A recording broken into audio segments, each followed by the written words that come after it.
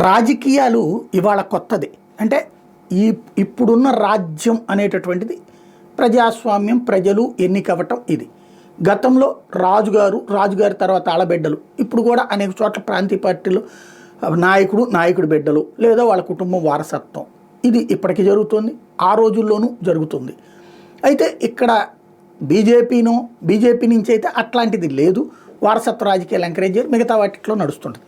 అది పక్కన పెడితే చక్రవర్తి గారు మారినప్పుడు ఆ చక్రవర్తి గారి ఆశీస్సులతో ఒక రాజుగారు తన పక్కనే ఉన్న మిత్రరాజుని దెబ్బతీసి ఆ రాజ్యాన్ని ఆక్రమించుకోవడం, లేదంటే కనుక పైన మనోడు వచ్చాడన్నటువంటి కసితో డైరెక్ట్గా వీళ్ళే వెళ్ళి యుద్ధం చేసి పక్క రాజ్యాలను ఆక్రమించుకోవడం జరుగుతూ ఉంటుంది. ఇది పుస్తకాల్లో చదువుకున్నటువంటి చరిత్ర. నిజ జీవితంలో కూడా ఇప్పుడు రాజకీయాలు అదే జరుగుతుందనడానికి సాక్ష్యం, ప్రభుత్వం మారింది, వైసీపీ ప్రభుత్వం పోయి తెలుగుదేశం ప్రభుత్వం వచ్చింది. 5 ఏళ్ళు ప్రజల చేత ఎన్నికైన ప్రభుత్వాలు కాదు, ఇక్కడ నైతికత అనేది చంపేసుకోవడం, దాన్ని గొప్పగా చిత్రీకరించుకోవడం అన్నటువంటిది. దాన్ని ఏమంటారు, ఫిరాయింపుల్ని గొప్పగా చెప్పుకోవడం అనే దౌర్భాగ్యం ఆంధ్రాకే చెల్లింది. అప్పట్లో వల్లభనేని వంశీ గురించి, కర్ణం బలరాం గురించి చంద్రబాబు గారు మాట్లాడేవాళ్ళు, ఎంత చేసాం పార్టీ వాళ్ళకి ఎంత న్యాయం చేసింది అన్నట్టు. నైతిక విలువ ఉందే అప్పుడు? అంతకుముందు ఉన్నటువంటి మరి అదే వైసీపీ వాళ్ళు ఇక్కడికి వచ్చారు కదా, దానికి నైతిక విలువలు ఉన్నాయా వాళ్ళని మరి తీసుకునేటప్పుడు? అంటే నైతిక విలువలు అనేది మనం చెబితే ఉన్నట్టు, చెప్పకపోతే లేనట్టు. 23 మంది ఎమ్మెల్యేలను తీసుకున్నా అదే కాన్సెప్ట్, ఆ తర్వాత ఎమ్మెల్యేలు ఇష్యూలు జరిగి అప్పుడు ఎంపీలు తీసుకున్నా అదే కాన్సెప్ట్, ఎమ్మెల్సీలు తీసుకున్నా అదే కాన్సెప్ట్. పోనీ అవతలోడు అట్టా చేస్తే అంటానికి అవతలోడు బలవంతంగా తీసుకోలేదు వీళ్ళ వైపు నుంచి.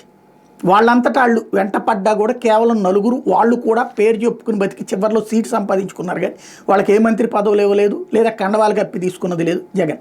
అంటే కొంత అందులో ఒక 70% నైతికత పాటించాడు అనుకోవాలి, 30% అక్కడ కూడా అనైతికమే, మాకు అవసరం లేదురా మీరు అని చెప్పలేదు, అంతే తేడా.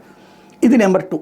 నెంబర్ 3 వచ్చేటప్పటికి ఆ రోజునున్నటువంటి ఎమ్మెల్సీలను ఏదో లాక్కోవాలని చూడలేదు, ఇప్పుడు ఎమ్మెల్సీలను లాక్కుంటున్నారు. కానీ అది గొప్ప విశేషం కింద, విజయం కింద చెప్తున్నారు. ఇప్పుడు మున్సిపాలిటీలు, కార్పొరేషన్లో ప్రజల చేత ఎన్నికైనటువంటి వాళ్ళని బలవంతంగా లాక్కుంటున్నారు. సామదాన భేద దండోపాయాలు తిరుపతి నుంచి గుంటూరు దాకా అయిపోయింది. ఇప్పుడు విశాఖ కార్పొరేషన్ తెలుగుదేశం జనసేన కూటమి పరమవుతుంది. మేయర్ ఇక వాళ్ళు వస్తారు. గుంటూరు మేయర్ ఆల్రెడీ రాజీనామా చేశాడు. అంటే ఇది ఒక నయా రాచరికం. దీంట్లో నైతికత అనే ప్రశ్నానికి అర్థం లేదు. గెలిచినోడు గొప్పోడు, ఓడినోడు అసమర్థుడు అని చెప్తారు. అదే మన వాళ్ళని తీసుకుంటే అది అయ్యో అనైతికం అంటారు. ఇది ఆంధ్రప్రదేశ్లో ఉన్నటువంటి విచిత్ర రాజకీయం.